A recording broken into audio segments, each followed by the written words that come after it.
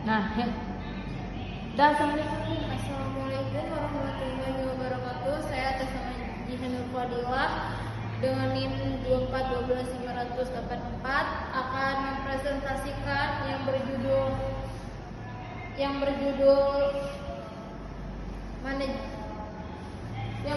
Hakikat Perencanaan Pendidikan. Hakikat perencanaan pendidikan itu pendidikan merupakan aspek fundamental dalam melakukan beberapa langkah pendidikan, kualitas sumber daya SDM. SDM itu sangat ditentukan oleh bagaimana pendidikan direncanakan, dilaksanakan. Terus saya ingin memperjelaskan hakikat perencanaan pendidikan. Hakikat perencanaan pendidikan adalah suatu proses yang disistematis, rasional dan terarah dalam menentukan tujuan, strategi, serta langkah-langkah yang harus ditempuh untuk mengembangkan pendidikan kebutuhan masyarakat dan perkembangan zaman. Jadi, perencanaan pendidikan adalah suatu proses yang sistematis dan rasional dan terarah dalam menentukan tujuan, strategi, serta langkah-langkah di masyarakat atau perkembangan zaman. Terus ada hakikat pendidikan, yaitu suatu proses yang sistematis dan menentukan kebutuhan, tujuan, strategi, serta langkah-langkahnya. Sama aja ya. Jadi beberapa pendekatan penting dalam perencanaan pendidikan yaitu pendekatan kebutuhan sosial, pengembangan struktur dan demografis.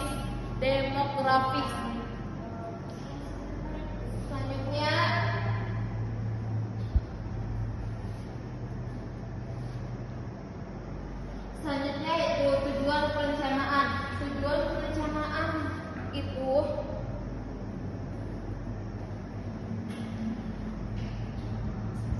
Tujuan perencanaan itu memiliki peran penting dalam menjamin agar sistem pendidikan berjalan sesuai arah dalam apa yang diinginkan gitu kan.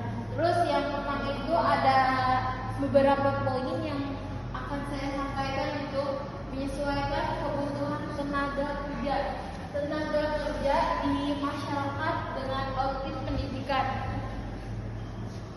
Maksudnya apa? Menyesuaikan kebutuhan tenaga kerja di masyarakat dengan output pendidikan. Jadi kita tuh harus mempunyai pendidikan yang tinggi sesuai outputnya gitu kan. Yang kedua itu meningkatkan penguatan dan kecepatan belajar. Meningkatkan kecepatan belajar itu yang ketiga itu mengantisipasi perubahan sosial, ekonomi, dan teknologi. Yang selanjutnya fungsi-fungsi perencanaan pendidikan. Apa sih fungsi-fungsi perencanaan pendidikan? Fungsinya itu ada beberapa macam ya. Fungsinya itu ada pedoman itu memberikan arahan apa? Arahan penyelenggaraan pendidikan. Jadi arahan pendidikan itu ada di fungsi perencanaan pendidikan gitu kan. Yang selanjutnya ada nilai itu sebagai alat evaluasi yang untuk melihat dan kesesuaian atau tujuannya itu kemana gitu kan.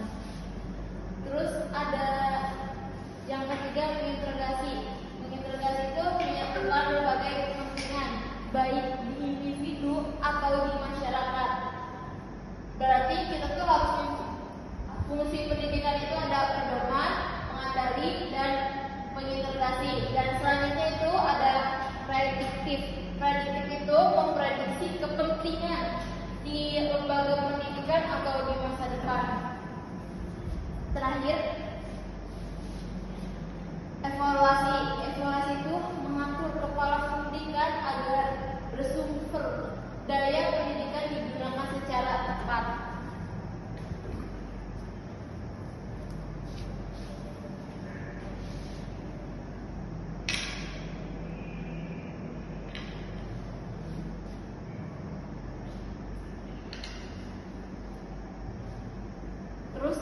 itu ada prinsip perencanaan pendidikan. Prinsipnya itu ada relevansi sesuai kebutuhan masyarakat dan pengembangan zaman. Pengembangan zaman itu sesuai zaman berarti ya. Dan selanjutnya lagi ada efektivitas dan efisiensi. Efisiensi itu menghasilkan output maksimal dengan sumber daya minimal ya. Jadi pertamanya output maksimal dengan sumber daya maksimal. Selanjutnya itu pemerataan dan keadilan, memberikan kesempatan berbagai semua lapisan masyarakat.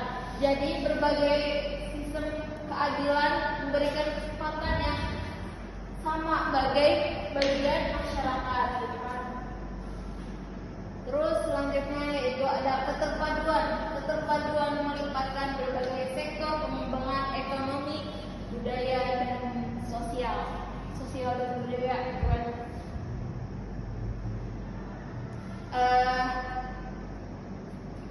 Dan yang terakhir ada berorientasi masa depan. Berorientasi masa depan itu mengantisipasi perubahan. Terus apa sih fungsi pendidikan? Fungsi pendidikan itu merupakan suatu instrumen penting dalam manajemen pendidikan. Terus ada selanjutnya yaitu contoh nyata hakikat. Contoh nyata hakikat itu ada perencanaan pendidikan di Indonesia itu ada wajib belajar 12 tahun. Maksudnya apa wajib belajar 12 tahun? Ini ada perencanaan pendidikan berbasis pemerataan dan keadilan sosial. Terus ada program kemerdekaan belajar. Biasanya tuh di program belajar itu ada